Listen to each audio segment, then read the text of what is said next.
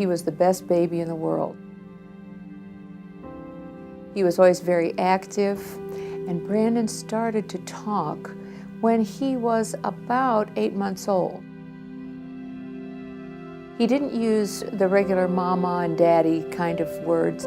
He liked B words. He started out with bear and belong and words you wouldn't think in a child. And then as he got older, at about a year and a half, he was reading. And people would say to me, "Oh, are you teaching Brandon how to read?" And I go, "No, he just naturally knows how to read." And so he would give us tests. We'd be out in the yard and he would say, "Do you know what that says?" And it was the phone box out there. And I'd say AT&T, and he said, "Oh, that is correct."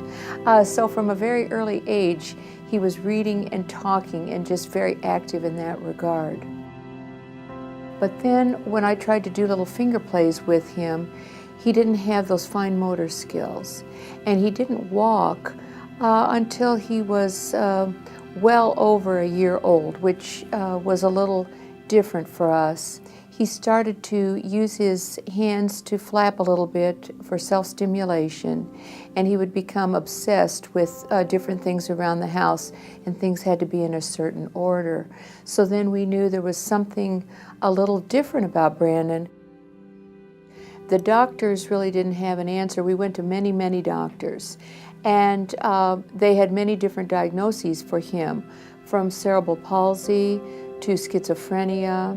One doctor did mention that he had autoid tendencies. We had no idea what would happen with Brandon. We knew that he was intelligent on one side, but then on the other he was lacking in his social skills, and with little mathematical problems he was unable to do those kind of things, or tie his shoes, or ride a bike. So the future for him at that point, we weren't really sure. People didn't even know how to deal with him at school, because he would have outbursts at school. He would get so frustrated. He would jump up and down. He would bang his head on things. And I know one time he hit his head so hard that he actually broke a tooth out. Kids were very cruel to him, if I could use that word, basically because they didn't understand him. His teachers tried their very, very best and still talk so lovingly about Brandon, but I know in the classroom it was very, very difficult for them. Sometimes he would just get up and walk out. And I know one time when he came home from school, he said, "You know, Mom, today I wasn't myself. I was up in the lights looking down at myself and wondering why I couldn't do what the other kids were doing." And then we were referred to a psychiatrist in Bloomington when Brandon was 12 years old. And he talked to Brandon for just a little while, and he said he is textbook Asperger's. We'd never heard that term before, but we were so glad to have a diagnosis and better knew what things we needed to do. And at that time then our lives changed completely. We had to make a very difficult decision about Brandon going to a residential facility so that he become the best person that he could be. And the facility that worked out the best for us was in Wichita, Kansas. The people were wonderful. The educational setting was based on each student. They kept data on people. There were resident psychologists and nurses. The teachers were specifically trained to deal with severe and profoundly disabled children with Asperger's and autism. While he was out there, he learned to ride a bike. He had several jobs. As time went on and Brandon progressed, he was actually able to, in addition to doing his jobs, he was able to attend high school. So he did graduate from both Wichita North High School, and he also then got a diploma from Springfield High School.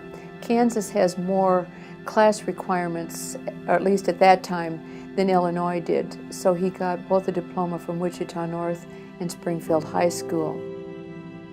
Caitlin said to us one day, "I love my brother.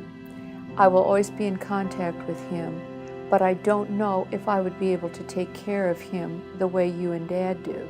While we would always be here as long as we could and as often as we could, Caitlin's concern about what would happen when we weren't around really gave us the impetus to say, we've got to find the appropriate setting for Brandon so that he can continue on the path that he's been and succeed, because we're just regular people and didn't have those skills to work with him further as he got into adulthood. And Spark was the answer.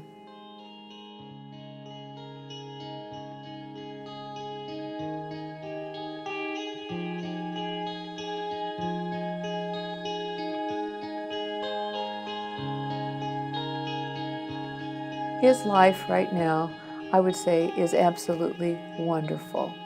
He loves his group home, and he has his own room, and then also has space for his desk, all his books, all his treasures. It's wonderful. They can eat together, and they have their cooking goals to work on, and that is fantastic because we all need to work on those things. He absolutely adores his caregivers. They have great conversations with him. He works out at the Department of Transportation, and part of his job is filing and alphabetizing. He loves to go to the theater. He loves to go to Muni productions. He enjoys the symphony, taking classes at Lincoln Land. He loves going to work every day. And I think with the help of Spark, he's been able to become more of a person like any of us would work with, doing the best that we can in what we're doing. I think his life really has come full circle from when he was distraught as a little boy, and really none of us understood or knew what he was going through, to now when he's better able to express himself and to better take care of himself and to continue to grow as a man in life. Every day he becomes more and more the young man that I know he can be.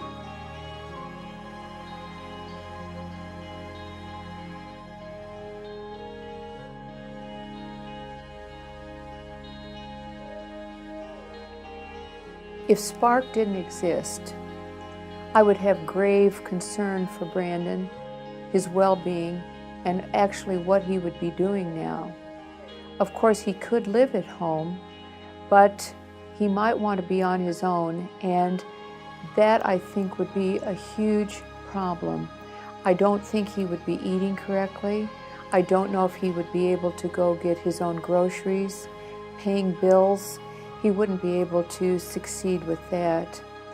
I would have a terrible fear that Brandon could become a homeless person that would enjoy talking to people and going to the library, but his life would be completely different than it is now.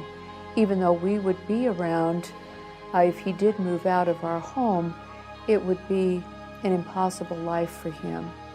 Spark to me is also a tribute to what people can do who really care about others, how they can make a complete difference in others' lives and make sure that the clients succeed and feel very successful and know they are the best they can be.